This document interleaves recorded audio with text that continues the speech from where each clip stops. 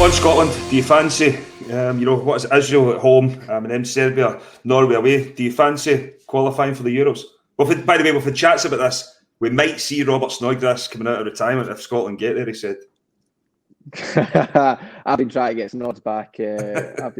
Snods has retired more times than anyone, I think. He's retired about 4 times. So, no, he's gone. He's out. Yeah, he can't come back. So, look, of course, I think near the back end of last year, we started making steps. We're unbeaten in the last 3. And yeah, people can question, the quality of teams we were playing against and things like that, but you have to beat the teams in front of you. And we managed that, and you could see the lads I think you could see Steve Clarke's, ideas and stuff starting to come through. And, international managers only have a week together with you, and it's very hard to then get your style of play across to them quite quickly. So I think we've made big steps. Now, we've got a playoff. We're 2 games away from, stopping a country hurting as well. And, it's been too long since Scotland have been to a major tournament. And I believe we can do it. We need to go out and do it. We need to go out and show confidence that, and belief that we can win the 2 games. And if we do that, and the quality that we've got in the squad can all come together and shine, then I've got no doubts that we can be there. We're a good team on our day, but we've probably just not been consistent enough over the last couple of years, and it's about trying to get that consistency and trying to get the results that you need to get into these tournaments, because all the big nations and stuff are so good at it, and that's where we need to get better. And if we make that next step, then I believe we've got a manager and we've got the squad that can take us places and hopefully end the long wait for a big championship. Well, the conundrum that every Scotland manager faces is, how do you get Andy Robertson and Kieran Tierney in the same Scotland side? What would you do? You're the manager now. Yeah, look, this this question, I think, I spoke to KT about it before, and I think, me and him are probably sick to death of everyone kind of comparing us and, things like that. It's, KT's a fantastic player. I watch him a lot, and he's excellent at what he does. And obviously he's had troubled time with injuries, but now he's back and he looks fully fit and he looks special. And, what I would do is, I honestly don't know what I'd do. That's up to managers. We've done it differently. I think McLeish in the one game with Malcolm Mackay had put KT one of the left centre back, and I was left wing back, left back, and then obviously Strachan had put KT at right back and me at left back. So look, there's ways of doing it. Steve Clarke will have his own ideas, and whatever he does, it's for the best of the team. And whether that's playing one of us or 2 of us, then we both have to deal with that. But we just need to. I enjoy watching KT. I can't say that he enjoys watching me. I can't answer that, but it gets a bit tough when everyone in Scotland starts comparing you and stuff like that. One good performance from each of us is we're better than each other and all that. And I think it's just 2 players playing at a very good level, and you've just got to try and not sit back and enjoy it, but you've got to I believe we've got 2 good players there. And, it's a tough one. I suppose it is a conundrum for managers having 2 good players in the same position, but there's ways of doing it. And Steve Clarke will have his own ideas, and we'll wait for that. Obviously, since the gaffers came in, I don't think KT's been fit. Hopefully he'll be fit for the next internationals, because he's one of our best players, and we want all the best players in the squad. And then we'll see what the gaffer does. We'll take it on the chin, whatever he does, and whether it's playing 1 or 2, whatever he does, then we'll deal with it. We'll work best with it, and we'll do the best for our country like we always do. Boydy, I think I've sorted it there as he's talking. I think they just play the 2 of them like the Chuckle Brothers. To me, to you, just put the 2 of them left back. Andy Tierney, we'll call them. By the way, he done everything to skip the question there. Robbo, who are you playing? Where are you playing? And where's KT? Yankees got to put yourself on the bench, Boydy. Come on.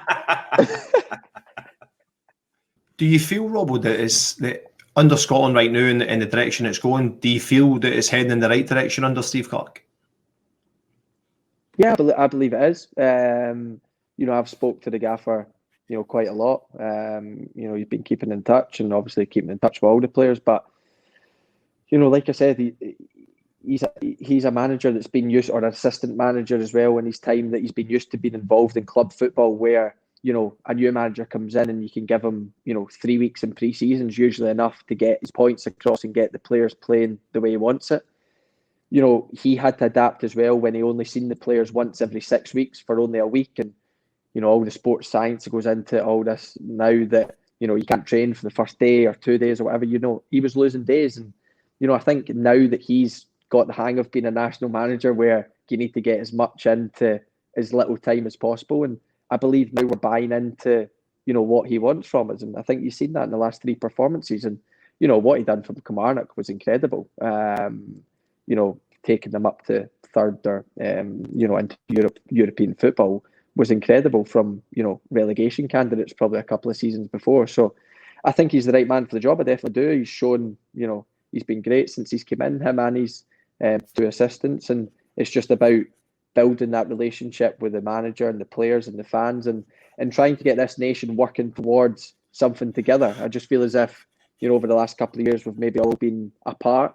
You can tell that in the attendances at Hampden, you can tell that and stuff like that, and maybe the way the media talks about it. But we need to try and get together. We need to try and get the whole country pushing for one thing, and get people back supporting Scotland, get Hampden full again. And we need to put performances in to make that happen. We know that. We're not daft, but it's a lot better, represent your country when everyone's behind you. And that's what, especially near the end of Gordon Strachan's reign, that's what I felt we did have, against England and stuff. Hampden was absolutely bouncing. You could feel the nation getting excited for the game. And we've not had that for a long time, but I believe the manager can bring that back. Robbo, don't be fooled with the turning it around. I decided to start trying again at Kilmarnock. That's how we got relegation. He was doing his half marathon back then, Robbo. Robbo, we speaking about Steve Clarke and obviously the captaincy and stuff. The biggest thing, obviously for me, was when you come into the squad, you were just a young lad, and how I've obviously when you come into Hull as well, how I've seen you grow as a man, as a father, and as a son, the way you obviously how close you are with your family, and such a family man, and the way that obviously great credit to Pauline and Brian and the way they've brought you up as a lad, and how much Scotland means to you and your family, and I've seen how much hard work goes in behind the scenes with you, which a lot of people obviously don't see, but it's staggering and it's incredible. But because you're playing at the highest level, do you feel as if you take a lot of it on your shoulders, being Scotland captain? Yeah, I do, and that's something that I believe I can stand up to, and I feel as if I'm getting better at since the day I got the captaincy. And like you said, you were a big part of it, Snods, when we first got it. We tried to change a lot in the background, in terms of getting the right things that as players in 2020 need, in terms of sports science, in terms of nutrition and everything. And obviously people don't see that, but we've tried to make it better off the pitch, and I believe we've done that. That was one of the things that I think all the lads wanted, and we managed to kind of get that done. So that was a big step as it was. But I can playing for Liverpool, there's a lot of pressure on your shoulders as it is, but obviously wearing the armband for your country, it's probably bigger. And at times I take the with the lads in Scotland, there was a big overturning squad between Strachan and McLeish that quite a lot of people retired, and we had a whole new squad, and it was relatively inexperienced. So sometimes I've took probably maybe unfair criticism, and I've maybe tried to say stuff to try and leave these lads alone. That's what I want them to go and play, because I see them training, playing unbelievable, and I don't want them having too much pressure on their shoulders. So sometimes I have done that. Sometimes I've protected them by putting myself even further out there, and that's what I'll do. Like you said, I'm a family man, but when it comes to my teammates, they're like family to me, and I'll protect them. And but it's about us putting in performances. Some of my performances in a Scotland shirt over the last couple of years haven't been good enough. It's simple as that. But also on the flip side is, I think I spoke to Darren Fletcher as well over it, and at times when you play with, say, Man United or Liverpool or that, even though my left back, they maybe expect you to win the game from that position. And, it's not possible. We need to play to a formation and we need to get the best out of every single player. So, look, I enjoy the pressure of being captain. I enjoy, standing up to that. I think I'm doing it better and better every time I meet up, and I'll grow into the captaincy. There's no prouder moment than me pulling on that armband and pulling on the shirt and representing Scotland. But as a whole squad, our performances haven't been good enough, and since probably the end of Strachan's era, and we need to get back to that, because when I grew up, obviously, you both were in the squads even when I was watching and wasn't involved, that Scotland were such a hard team to beat. No big team wanted to come to Hampden. You could nick a result against France. You could nick a result against Italy. We've not done that. Belgium came here and had it easy at Hampden. We probably didn't lay a glove on them. Other teams have done that. Russia done it. And that's what, that's what we need to try and get back to, because Scotland, that's what Scotland was represented by when I watched Bruni and Darren Fletcher and all these players. And we need to try and get back to that, because Scotland was a hard team to beat. And that's what we need to get back to. Robert, do you fancy going into coaching, management at some stage yourself? Funny you say that. I actually had a conversation with the gaffer about that the other day. He asked me would I ever want to become a manager. It's a tough one. Just now I've not really thought about career after football. I know it, quickens up on you, and your career kind of flashes by, but I'm just trying to enjoy what I'm doing just now. I believe, I love football, so I believe there will be a career in it for me after football, but it depends whether I want my life to always revolve around football, and that's what it depends. So look, I'll wait and see. I enjoy looking at coaches and seeing what they're doing and seeing drills and stuff like that. So it might be something I look at, it might not. We'll wait and see, but I'm only 26, so I've still got a lot of years ahead of me, and hopefully I can have a fantastic career, and I can look at whether I do coaching, punditry, different things. Then I'll wait and see. But don't get involved in the punditry. It's just enemies you create. Yeah, it's just enemies. You're just scared I nick your Sky Sports gig. That's all. No, we're all right there. Boydy will be demoted to BBC Alba. Don't worry about that. We'll be fine there. See, Robert, see you speak there about Jurgen Klopp. What was your conversation in terms of wanting to be a coach? I remember we were on recovery the day after the game, and the session and the lads had just finished, and I was just taking my boots off, and he just says, "Robert, would you ever want to be a coach?" And I just says, I'm not sure. He thinks I would be a half decent one, so it's probably a decent recommendation. I wonder if I can get a job off the back of that. But he just asked me, and I was like, well, I don't know. We'll wait and see. But I think he said I have some of the attributes to become a manager. What they are, I don't know.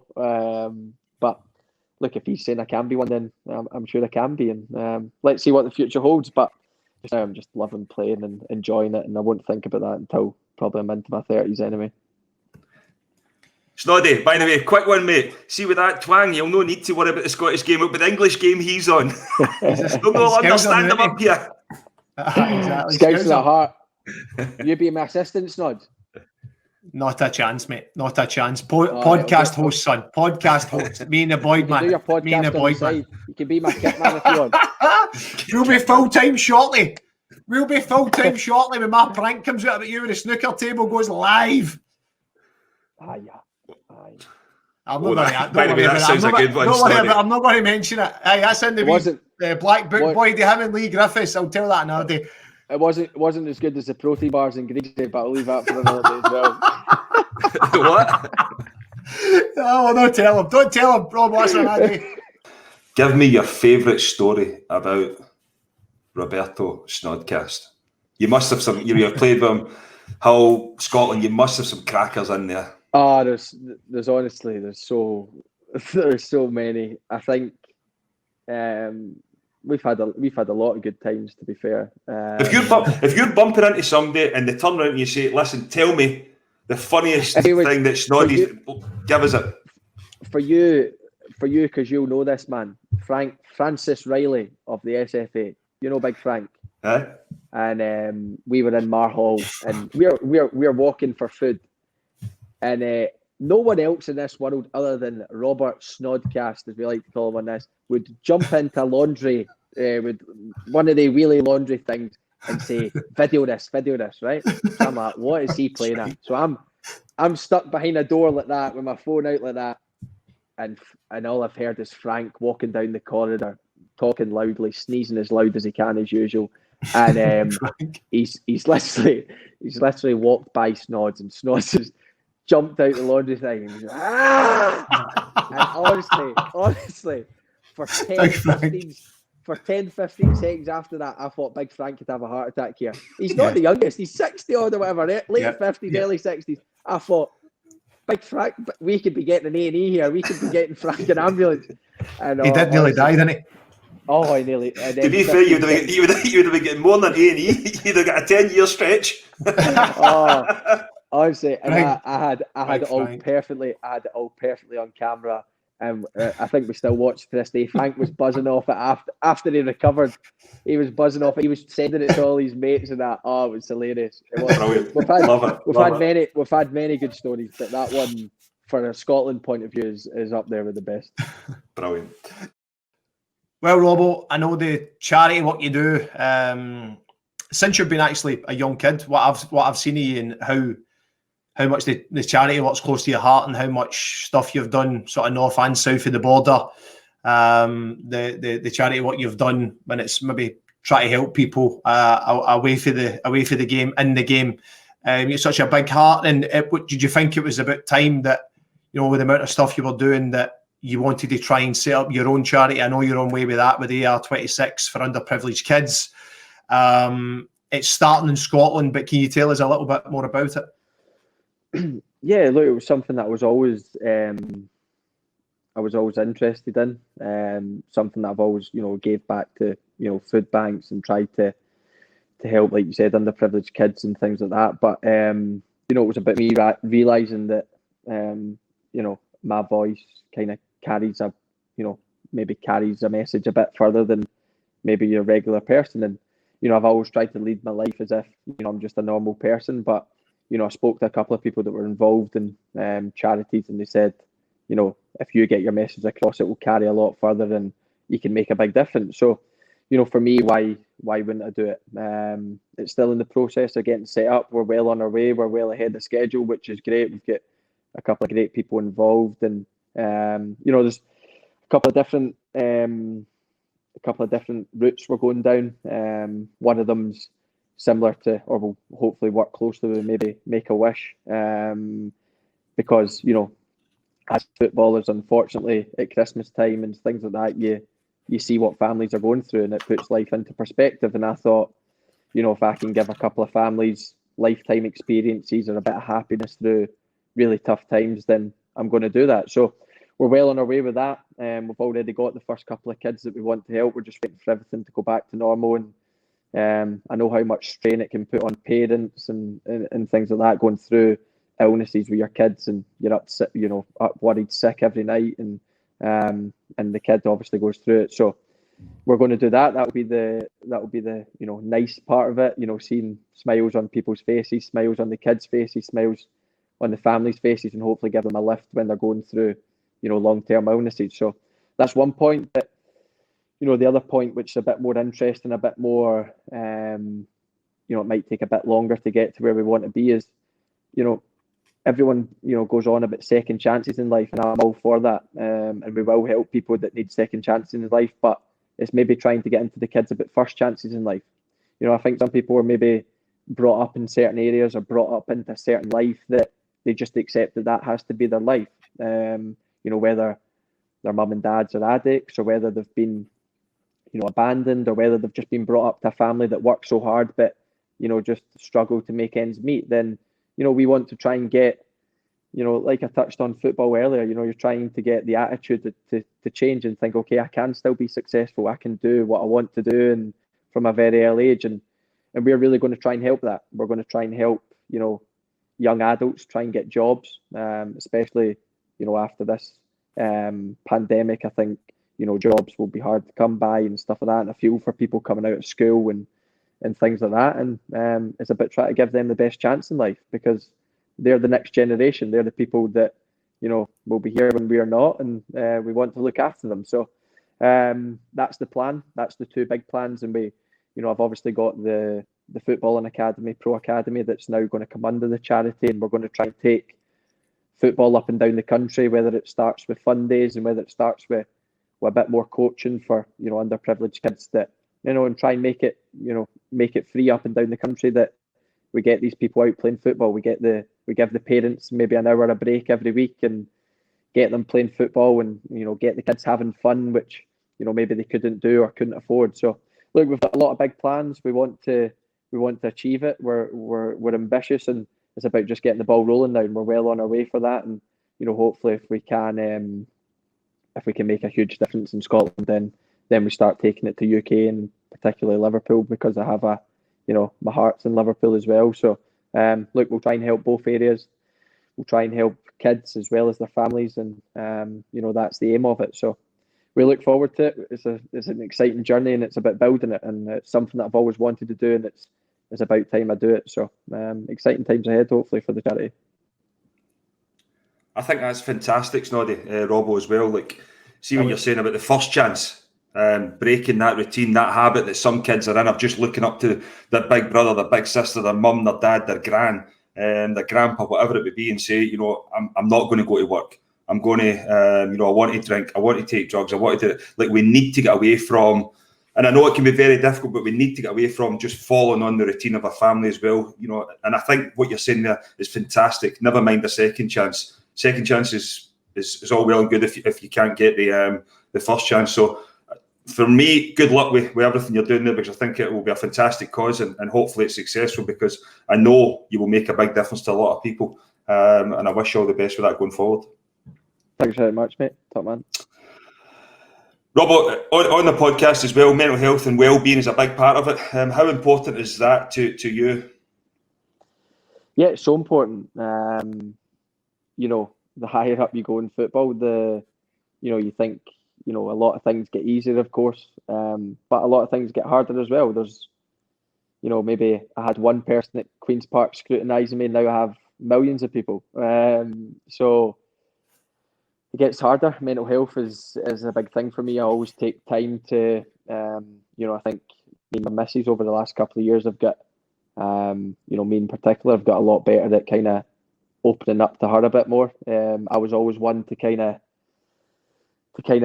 you know, deal with my own problems. You know, as you know, you take a lot on as a footballer or being successful. You know, you look after your family, you take on all their problems sometimes, and you know, you're the kind of figurehead of that. And I sometimes forgot about my own problems, and you know, being able to talk to her and being able to talk to my mum and dad. You know, I think we're a lot more open as a family now.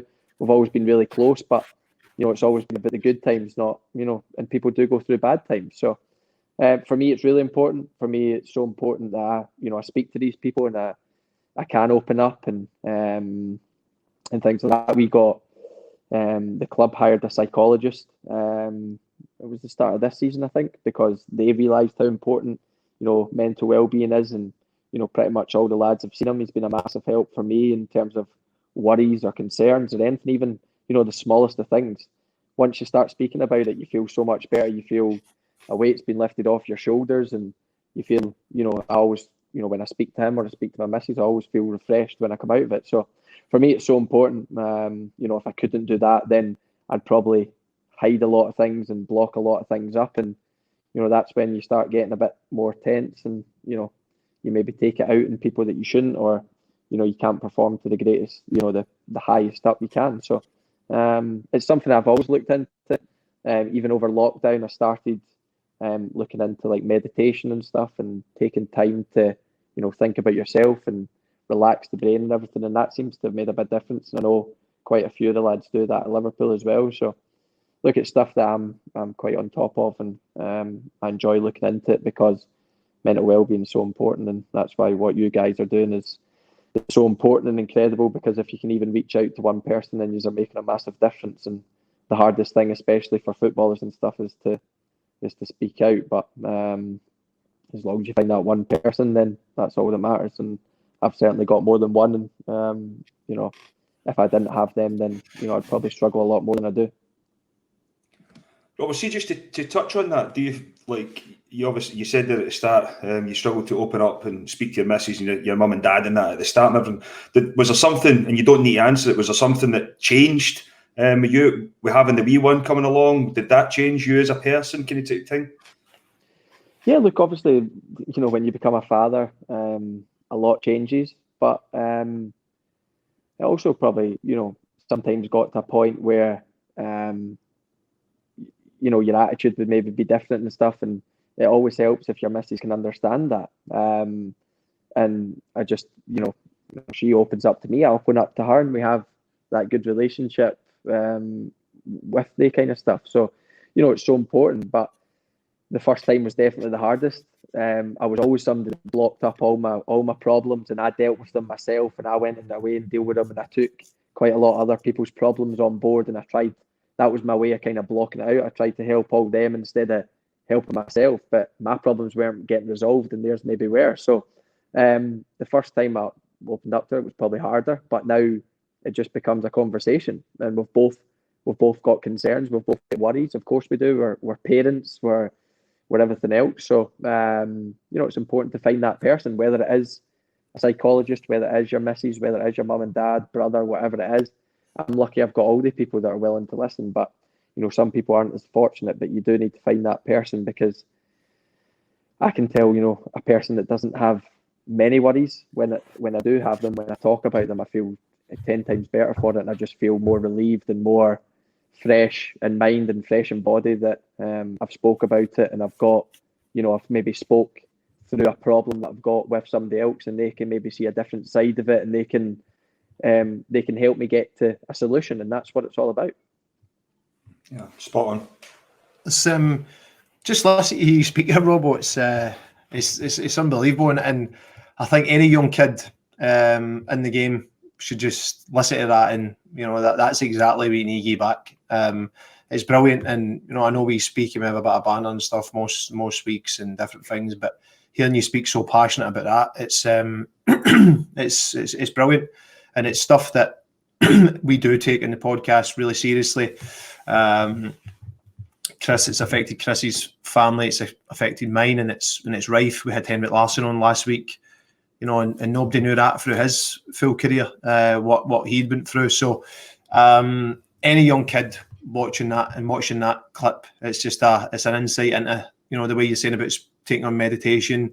You're speaking to your missus so open and honest about of course I'm no I'm human at the end of the day, that it's going to affect me because I'm in a high pressure job and in a high pressure situation. But just hearing you speak and saying that you want to help people through the lockdown and what they're going through, going back to touching on that with your charity work, it's amazing, and good on you, mate. It's brilliant to see such a level-headed lad who's at the top give it obviously back to families. So but as Boydy says, good luck with that, and keep up the good work with all the charity work, because that's what makes you the person you are. So that's brilliant. But we're going to get right into the quick fire round. It's a special here. We do it in lockdown tactics. I'm going to start it off with what manager in lockdown right now. But I don't know if we're in lockdown or we're out lockdown. I don't even know what's happening. But in lockdown, which manager would you like to be most in lockdown with? I need to go with Gaffer just now, to be honest. Not out of safety. I think he would give us the most entertainment. It'd be between him and Steve Bruce. I think two managers I've probably got on the most with, but the Gaffer lives up the road, so I could probably just jump in his house and easily do lockdown with him, I think. Robbo, the thing is, if you're in lockdown with Jurgen Klopp and he's teaching you the two-step, you two will be doing it. We'd have it nailed down, wouldn't we? We'd have it nailed down. That was the best clip I've seen. The big man size 14s shifting all over the place. It was beautiful. Poetry. It was brilliant. Like I said, you play 100%, you party 100%. You certainly done it that night. That was brilliant. The coverage was brilliant. Jurgen Klopp had 2 packs of ice on his calves in the morning. Grade two, tearing his calf. He's 2-step. Moving on. Which teammate would you be most likely to be in lockdown with? Who would get Andy Robertson through lockdown? Which teammate? Teammate just now. Just now and previous. Okay, just now I would go. I think I'd go Jordan Henderson. I think we would get the right balance. It was between probably him and Millie, but I think Millie would get me out of bed at like 6:30 to do sit-ups and that and press-ups, so that's not for me. I think me and Hendo could get the right balance. We could live together, so I'd go with him. Previously, Boydy, you're not going to like to hear this, but I'd need to go with my man, Robert Snodgrass. At Hull, we were always at each other's house, and I knew I had the beating of him at FIFA, so I would, no matter how long lockdown lasted for, I'd never get bored of beating that man at FIFA, so I would go him. Most competitive guy I've ever played with, but he always loses. Boy, I was going to get a mention of it before James Milner. James Milner's out cutting the grass with scissors. What's that all about? And I'm not getting a mention. By the way, I would go on well with James Milner. You know, as you said, Rob, we'll get out of your bed at 6:30 to do sit-ups and press-ups. That's the kind of guy I am. You and him can go and live together. Hey, by the way, I'll come back 15 stone. Boydy, what a shot that would be. His Ribena and your beetroot mixed in together. I've cracked it. Oh, nice. I've cracked it. Comeback's on, mate. Comeback is on. Oh, what a guy. Robbo, listen, moving on. Got the 5-a-side team, a special here. Henrik Larsson's. Incredible. Can't beat it. Incredible. What is Andy Robertson's 5-a-side dream team? Alisson in goals for the obvious reasons that I stated. Not getting any better than him. I would go Virgil van Dijk at the back.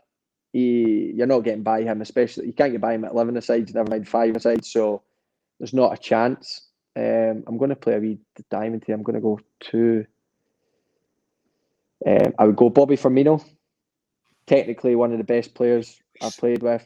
5-a-side suits him to a T. So he'd be perfect for that. Then I will go Snods. I'm trying to make way for you, but I can't. There's too many names. There's too many names.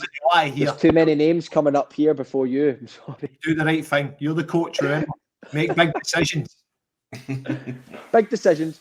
I would put in Jordan Henderson. Technically, he is probably one of the most underrated players I've ever played with. In terms of, people never question his hard work and all that. But technically, when I first went to Liverpool, he blew me away. Probably similar to Tom Hiddleston. Hendo technically is exceptional. And then I'll go the boy that plays in front of me, Sadio Mane. He brings a bit of pace. He brings the goals, and I'll put him ahead of Mo just because I know it will annoy Mo Salah. So that's perfect for me. But me and Sadio have a fantastic relationship. As long as I give him the ball, he's happy. As long as I do overlaps, he's happy. But I don't get much back, so I'll put him in the team. I am. He actually calls me decoy, and he doesn't even know what it means. But no, I'll put Sadio in because technically one of the best in the world. Get one more. No, he's not. That's done. Alisson, Virgil, Hendo, Sadio, Bobby. Oh, Bobby's Stop trying to get in my team. You're not getting in my team. Stop it. No Trent. Boydy, no Trent. Yeah, that's a fallout. That is a fallout. We are like that. But we're very competitive. So if I'm not in it, he's not in it. Got to go. What a Robbo, see on that. See that special relationship you've got with Trent. I know it's a competition, assist and everything, but How good is that? You know that he's got on so well as well.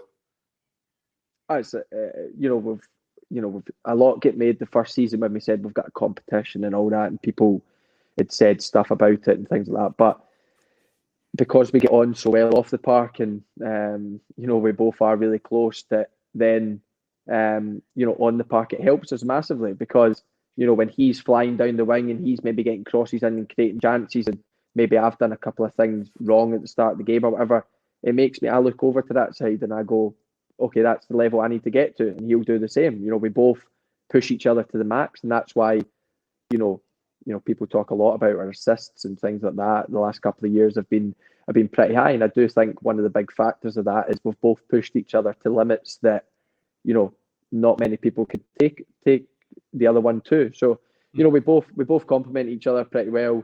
We both, we both respect each other as fullbacks highly, and we both learn from each other as well, which is so important. But we have that friendly competition. There's never anything on it in terms of a prize or anything like that. It's just to get the best out of us. We'll give the best to the team, because this season I think he's got 12 in the Premier League. I've got 9 now, so that's over 20 goals that we've produced, taking away the goals that we've scored. So that's helping the team massively. Last season was big numbers as well. So long may that continue. I would say he's the best fullback in the world just now, and he'll only get better by his age. So I'm happy to be in a partnership with him, and long may it continue. Well, Robbo, it's been brilliant having you on, and what a fantastic career you're having right now. Long may that continue. Hopefully you get the success that you deserve and the nation deserves with Scotland, and we can finally get to a major competition. But, from the mental health message, from your own charity, from the football insight that you've given us on this podcast, it has been brilliant. So once again, thank you very much from me. Thank you, Robert. Thank you. Yeah, thank you for having us on, lads. And obviously what you are doing is incredible. If you're helping even one person, you are making a difference. So long may that continue. And if me coming on can help someday, then I'm more than happy to do it. So happy to play my part. Brilliant. Thank you very much. No problem, lads. See you later on. Cheers. I mean, polish the medals. You too, Boydy. It's not you win polish ornaments. You go and eat yours. You go polish the you Nashers. Brilliant, Robbo. Well, Snoddy, you definitely produced there. It's nice to see that one of your ex-teammates is speaking to you, Robbo. Big Harry Maguire's went missing, but brilliant. Loved that.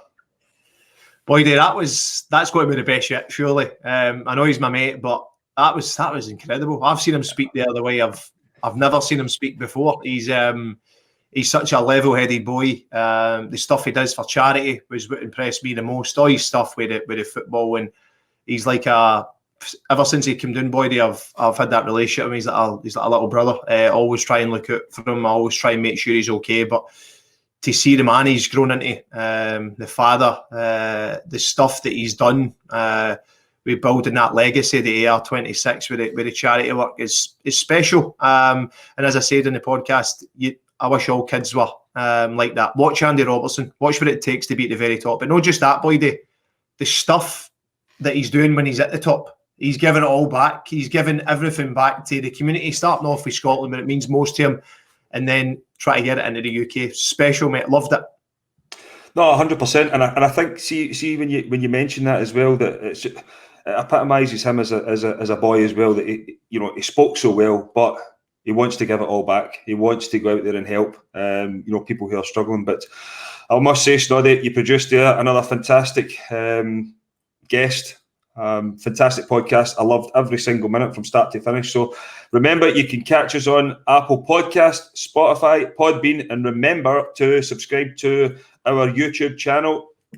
Once again, thank you very much from everyone here at the Lockdown Tactics. Stay safe and arrivederci.